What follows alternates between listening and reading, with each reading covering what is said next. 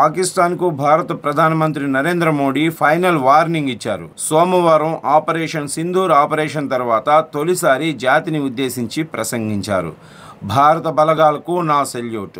Operation సింధూర్లో సాహసోపేతమైన ప్రదర్శన చేశారు. పాకిస్తాన్కు పీఓకేను వదలటం తప్ప గత్యంతరం లేదు అనే పరిస్థితికి తీసుకొచ్చారు. సైనికుల సాహస పరాక్రమాలు దేశ మహిళలకు అంకితం. మన తల్లుల బొట్టు చెరిపితే ఏం జరుగుతుందో చూపించాం. ఆపరేషన్ సింధూర్ పేరుతో ఉగ్రవాదంపై పోరు మొదలుపెట్టాం. పాకిస్తాన్లోని ఉగ్రవాద స్థావరాలు, శిబిరాలు ధ్వంసం చేశాం. మన సైన్యం అసాధారణ ధైర్యాన్ని ప్రదర్శించింది. ఉగ్రదాడి తర్వాత దేశం ఒక్కటిగా నిలిచింది. పాకిస్తాన్లోని ఉగ్ర స్థావరాలను నేలమట్టం చేశాం. ఉగ్రవాదులను భారత క్షిపణులు, డ్రోన్లు హతమార్చాయి. గ్లోబల్ టెర్రరిజానికి బహావల్పూర్ ఒక యూనివర్సిటీ.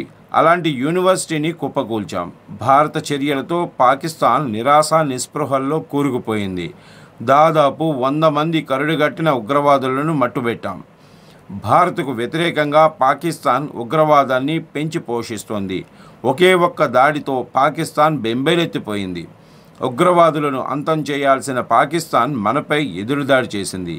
స్కూల్స్, ఆసుపత్రులు, గురుద్వారాలను టార్గెట్ చేసింది. పాకిస్తాన్ ఏ విధంగా వ్యవహరించిందో ప్రపంచమంతా చూసింది. పాక్ మిసైల్స్ మన రక్షణ వ్యవస్థ ముందు తేలిపోయాయి. పాక్ మిసైల్స్ భారత్లోకి రాలేకపోయాయి. కానీ మనం పాకిస్తాన్ గుండెల్లో బాంబులు పేల్చాం. పాకిస్తాన్లోని ఎయిర్ బేసులకు తీవ్రంగా నష్టం చేశాం. మన దాడితో పాకిస్తాన్ ఆత్మరక్షణలో పడింది. సాయం కోసం ప్రపంచ దేశాలను ఆశ్రయించింది. దేశమే ప్రథమం అనే ఉద్దేశంతోనే ఈ నిర్ణయం తీసుకున్నాం. అణ్వాయుధాలను అడ్డుపెట్టుకుని మరోసారి ఉగ్రవాదానికి పాల్పడతామంటే చూస్తూ ఊరుకోం. ఉగ్రవాదం ఏ రోజుకైనా పాకిస్తాన్ను నాశనం చేస్తుంది. ఉగ్రవాదాన్ని మట్టుపెడితేనే పాకిస్తాన్కు మనుగడ. ఉగ్రవాదం, వాణిజ్యం కలిసి సాగలేవు. నీళ్లు, రక్తం కలిసి ప్రవహించవు. మరోసారి పాకిస్తాన్ తోక జాడిస్తే పతనం ఖాయం. మా దెబ్బ ఎలా ఉంటుందో కనీసం మీ ఊహకు కూడా అందదు.